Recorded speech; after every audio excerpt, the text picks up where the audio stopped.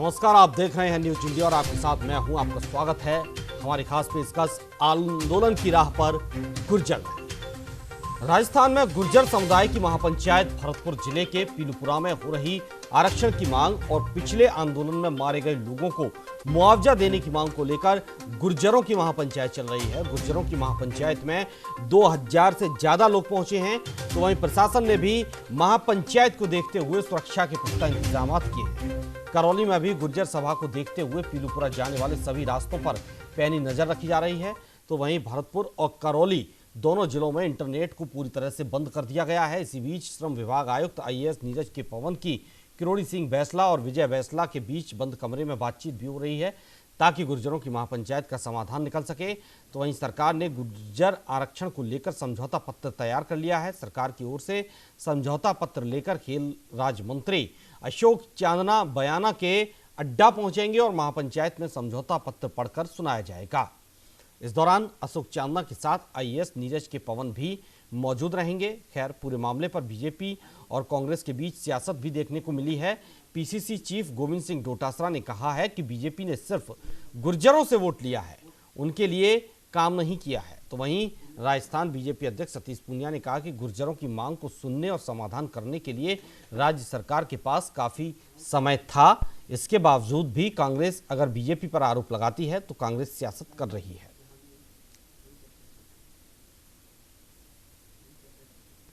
की मांग थी, भारतीय जनता पार्टी की पिछली सरकारों ने कुछ भी नहीं किया। गुर्जरों के हमेशा से वोट लेते थे, लेकिन इस बार जब हमारी सरकार आई तो सरकार ने गुर्जरों के आरक्षण का रास्ता साफ किया। आज गुर्जरों को 5% आरक्षण मिल रहा है। फिर भी अगर उनकी कोई भी मांग है तो सरकार बड़ी संवेदनशीलता के साथ में उन्होंने कमेटी बना दी। कमेटी चर्चा कर रही है, चर्चा करने के लिए तैयार है। उनकी जो भी वाजिब मांगे हैं वो सरकार के स्तर पर अगर वो लाते हैं तो सरकार उसका निश्चित रूप से समाधान करेगी। आंदोलन, अपनी बात रखना अलग बात है, लेकिन हर बात पे आंदोलन करना, फिर आंदोलन करके उसमें आंदोलन में जाने अनजाने हिंसा हो जाती है, नुकसान हो जाता है।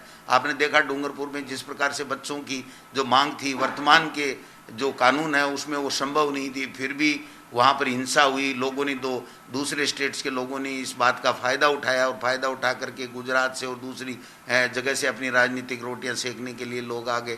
तो मैं समझता हूँ किसी भी तरीके का आंदोलन होता है तो फिर आंदोलन में दूसरे लोग फ़ायदा उठा लेते हैं और नुकसान हमारे प्रदेश के लोगों का होता है। लेकिन उसको दुरुस्त करने के लिए कांग्रेस को पर्याप्त समय मिला है। लगभग 2 बरस हो गए और मुख्यमंत्री हमेशा कहते रहे कि हमने इस मामले को पूरे तरीके से समाधान कर दिया, एक दिशा पर ले आए। लेकिन उनकी जो मांगे हैं वो मैं देख रहा था, उनकी जिस तरीके की जायज़ मांगे हैं जिस पर वो विचार कर सकते हैं, लेकिन कांग्रेस के पास समाधान का पर्याप्त समय था। अब यदि कांग्रेस कोई बात कहती तो सियासत है। आरोप प्रत्यारोप नहीं करना चाहिए, शॉर्ट आउट करें इस मैटर को। समाधान करना ही चाहिए, सरकार की, राज्य सरकार की नैतिक जिम्मेवारी। एक बार फिर गुर्जरों की महापंचायत हो रही है और इस पर ज्यादा जानकारी के लिए हमारे संवाददाता लोकेश नागर हमारे साथ जुड़े हुए हैं। लोकेश, ये जो गुर्जरों की महापंचायत हो रही है, इससे पहले भी कई बार इस तरह की पंचायतें हो चुकी हैं। तकरीबन 6 पंचायतें हो चुकी हैं। अगर बात करें 2006 से अब तक, तो एक बार फिर ये पंचायत की जा रही है। फिल वक्त की क्या कुछ स्थिति है, क्या कुछ आपके पास अपडेट है? क्योंकि कहा यह भी जा रहा है कि जो अशोक चांदना है मंत्री, वो एक समझौता पत्र लेकर वहां महापंचायत में पहुंचेंगे और उसको पढ़कर सुनाएंगे। लेकिन उससे पहले जो कुछ बातचीत हुई उसके बारे में आपके पास क्या जानकारी है? भानु, बयाना में ये गुर्जर महापंचायत चल रही है और लगातार गुर्जर समाज के जो लोग हैं उनका जुटना जारी है। जिस तरह की सूत्रों के हवाले से खबर मिली है, अशोक चांदना को प्रतिनिधि बनाकर सरकार ने बातचीत के लिए बयाना के लिए रवाना किया। कुछ ही समय में अशोक चांदना बयाना पहुंचेंगे और महापड़ाव स्थल पर पहुंचेंगे। महासभा को संबोधित करते हुए वहाँ जो सरकार के साथ समझौता पत्र तय हुआ है उसे पढ़कर सुनाएंगे। हम आपको बता दें, सुबह से बातचीत का दौर शुरू हो गया था और कहीं न कहीं सरकार गंभीर थी, क्योंकि सरकार को आंदोलन के रूप में एक बड़ी हिंसा का डर सता रहा था। कहीं न कहीं सरकार जानती थी कि अगर गुर्जर आंदोलन का रास्ता पकड़ते हैं तो कहीं न कहीं कानून की जो व्यवस्था है वो बिगड़ेगी। इसी को लेकर आईएएस नीरज के पवन को ये जिम्मेदारी दी गई थी और कल रात से ही लगातार गुर्जर जो प्रतिनिधि हैं उनसे लगातार बातचीत की जा रही थी। आज कर्नल बैंसला के साथ 1 घंटे उन्होंने बंद कमरे में मुलाकात की, तमाम मुद्दों को जाना और मुख्यमंत्री अशोक गहलोत समेत तमाम जो लोग सरकार के बैठे प्रतिनिधि हैं उनको अवगत करवाया था। मुख्यमंत्री अशोक गहलोत के निर्देश पे एक समझौता पत्र तैयार हुआ और अशोक चांदना को देकर उसे बयाना के लिए रवाना किया गया। कुछ ही समय में वहां पहुंचेंगे। अभी काफी बड़ी तादाद में वहां भीड़ इकट्ठा है, प्रशासन मुस्तैद है। एहतियात के तौर पे इंटरनेट सही सुविधाएं वहां बंद है। लोकेश, रोकेंगे आपको फिलहाल। इस वक्त श्याम सुंदर सैनी हमारे संवाददाता हमारे साथ जुड़े हुए हैं। श्याम सुंदर, फिल वक्त में जहां आप मौजूद हैं, जहां आंदोलन हो रहा है वहां मौजूद हैं आप, क्या कुछ स्थिति आपको वहां दिखाई दे रही है? जो 1 घंटे बंद कमरे में बातचीत हुई है, क्या उस बातचीत से कोई निष्कर्ष निकलकर सामने आया है?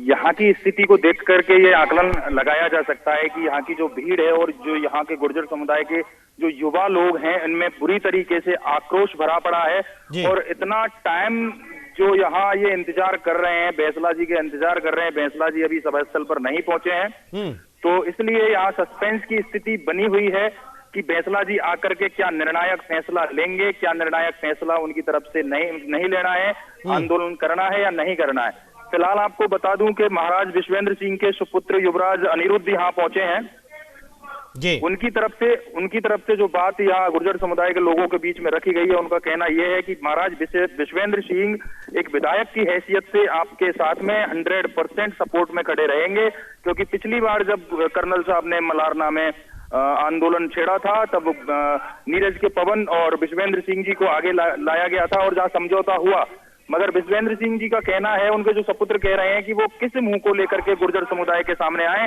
ये देखा जा सकता है कि यहाँ जो सरकार के जो एजेंडे हैं वो खुलकर के सामने आ रहे हैं जी।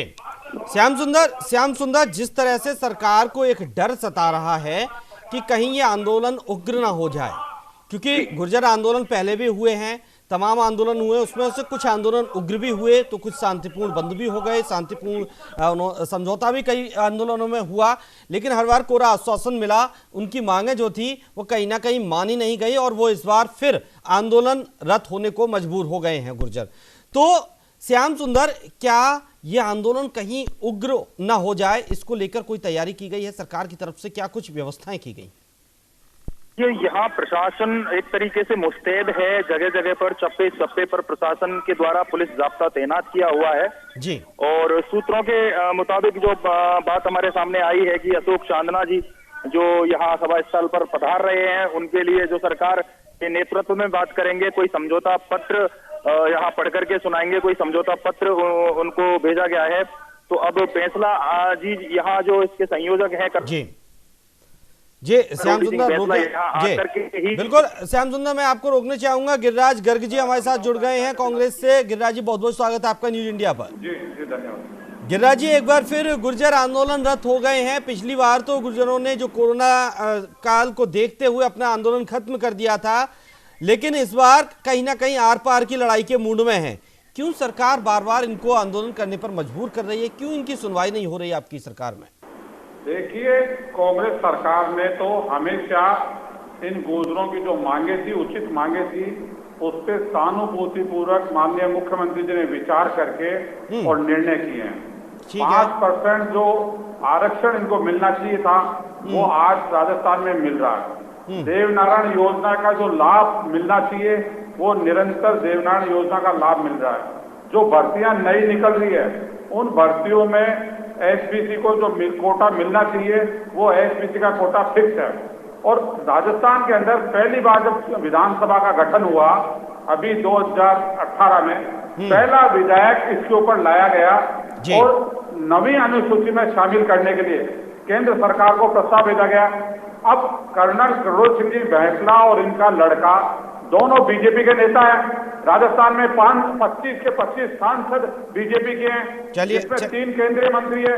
ठीक है, भारतीय जनता पार्टी को दिल्ली को प्रेशर करके इसको नवी अनुसूची में डलवा दे, सारा झगड़ा खत्म हो जाएगा। चलिए, बीजेपी से भी हमारे साथ जुड़ गए हैं इस चर्चा में पुनीत कर्णावत जी। बहुत बहुत स्वागत है पुनीत जी आपका न्यूज इंडिया पर। जी पुनीत जी, तमाम आरोप आप पर लग रहे हैं कि सबसे पहले तो आरोप यही है कि गुर्जरों का वोट बीजेपी को ही जाता है। फिर भी बीजेपी सरकार में गुर्जरों की सुनवाई नहीं हुई, और अब जो 9वीं सूची में ये आरक्षण को डालने की बात की जा रही है वो भी केंद्र सरकार के हाथ में है। तो क्यों केंद्र सरकार इस पर संज्ञान नहीं ले रही, क्यों सुनवाई नहीं हो रही, या फिर इस पर राजनीति होगी?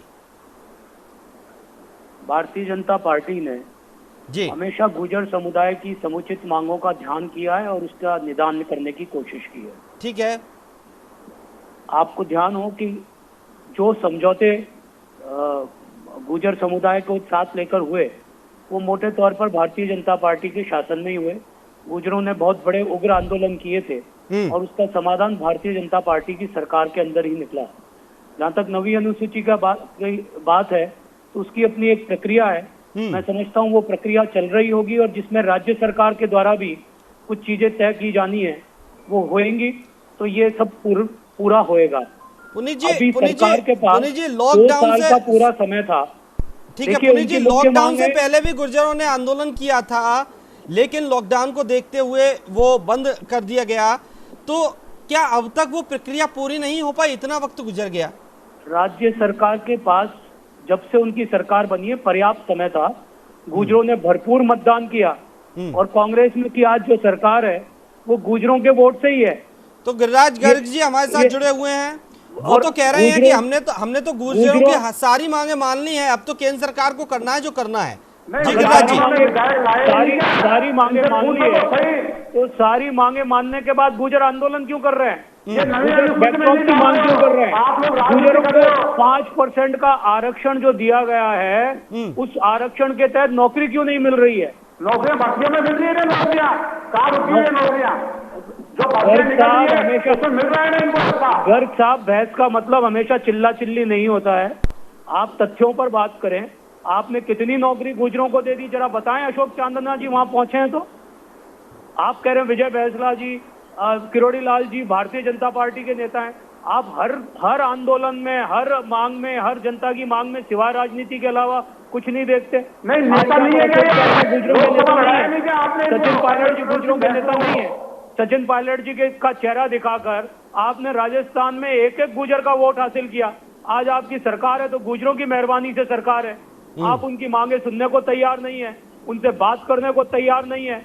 आपको लॉकडाउन के बीच में इतना लंबा समय मिला, क्या गहलोत साहब ने एक बार भी बैंसला जी को बुलाकर बात की? एक बार भी दूसरे गुर्जर नेताओं से बात की? क्या सचिन पायलट जी से इस संदर्भ में बात की? सचिन पायलट जी के बारे में तो वो कह ही चुके हैं कि मेरी 1.5 वर्ष तक इस व्यक्ति से कभी आप बातचीत ही नहीं हुई। चलिए, अब उन्होंने तो ये भी कहा कि एक निकम्मा और नकारा व्यक्ति है ये। जब गुर्जर नेताओं के बारे में आप इस प्रकार की भावना रखते हैं तो आप गुर्जर समुदाय के साथ किस प्रकार का न्याय करेंगे? चलिए गिरिराज जी, तमाम सवालात ये भी बनते हैं कि क्यों आज गुर्जर एक बार फिर आप ही की सरकार में आंदोलनरत होने को मजबूर हो गए हैं, जब आप सारी मांगे मानने का दावा कर रहे हैं? तो देखिए, मैं बता दूं आपको, इसके पीछे बहुत बड़ी एक राजनीतिक साजिश है।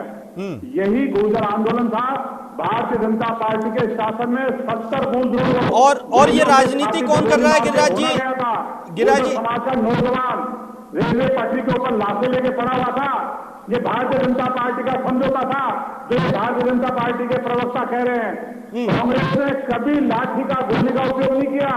जब आंदोलन हुआ सहानुभूति पूर्वक विचार करके, समझौता करके, अभी कुछ दिन पहले डूंगरपुर में हमने नंगा नाच देखा है।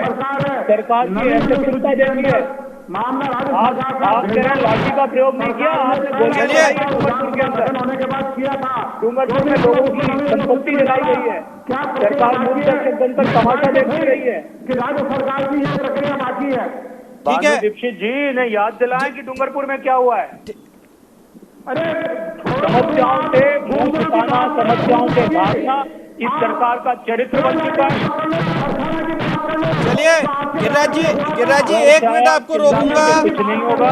पुनीत जी आपको भी रोकना चाहता हूं मैं। गिरिराज जी, पुनीत जी आपको रोकना चाहता हूं। मेरे साथ श्याम सुंदर सैनी हमारे संवाददाता जुड़े हुए हैं जो मौके पर मौजूद हैं इस वक्त पीलूपुरा में। जी श्याम सुंदर, क्या कुछ अपडेट है इस वक्त की आपके पास? मैं बताना चाहूंगा कि फिलहाल भरतपुर जो महाराज के जो राजघराने के हैं युवराज अनिरुद्ध यहाँ पधारे हुए हैं, यहाँ सभा स्थल पर आ चुके हैं जी। और उनकी तरफ से अभी यही बात की गई है कि सरकार के जो पहले का जो समझौता था, जिन मुद्दों को लेकर के, जिन बातों को लेकर के जो शर्त रखी गई थी, फैसला और सरकार के बीच में, उन शर्तों को मान करके सरकार ने जो समझौता पत्र गुर्जर समाज के सामने पेश किया था, उसमें वो समझौता हो गया। मगर अभी कहीं ना कहीं किसी कश्मकश से जो इनका जो पर्सनल कोटा जो है, उसमें जो नौकरियां, जो वैकेंसीज जो निकल रही हैं, उनमें इसका फायदा गुर्जर समुदाय के लोगों को नहीं मिल पा रहा है। ठीक है। तो ये पूरी जो बहस है, ये पूरा जो मुद्दा है, जो आंदोलन छिड़ने की संभावना जो दिख रही है, ये स्कीम सिर्फ ये जो वैकेंसीज हैं, इनमें इसका फायदा नहीं मिलने को लेकर के ये पूरा प्रोपेगेंडा, यानी कि कहीं ना कहीं नौकरियों में फायदा मिलता दिखाई नहीं दे रहा है। ठीक है श्याम सुंदर, हमारे साथ लोकेश नागर भी हमारे संवाददाता जुड़े हुए हैं। लोकेश, क्या लगता है कि गुर्जर बार बार ठगे जाते हैं, एक के बाद एक वो आंदोलन करते हैं और हर आंदोलन में उन्हें आश्वासन मिलता है, सरकार कोई भी रही हो, किसी की भी रही हो, आश्वासन मिलने के बाद क्या वो बाद में खुद को ठगा हुआ महसूस करते हैं? निश्चित रूप से 20 साल से आंदोलन का जो इतिहास रहा है, उसमें हमेशा गुर्जरों ने टेबल पर सरकार के साथ जो समझौते हुए वहाँ जाकर लड़ाई लड़ी। सड़कों पर बड़ी ज़बरदस्त लड़ाई गुर्जर समाज लड़ चुका है। 72 लोग इस पूरे आंदोलन में अपनी शहादत को दे चुके हैं।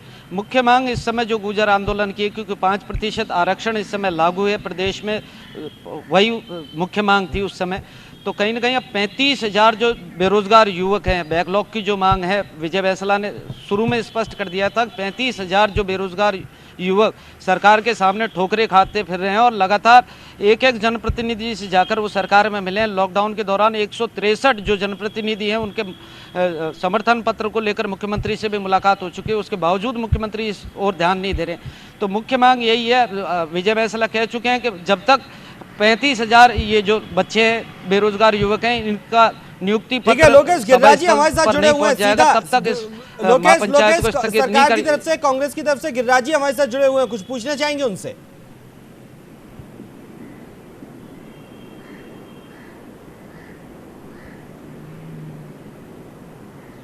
लोकेश कांग्रेस की तरफ से गिरिराज गर्ग जी हमारे साथ जुड़े हुए हैं, कुछ उनसे पूछना चाहेंगे इसको लेकर सवाल?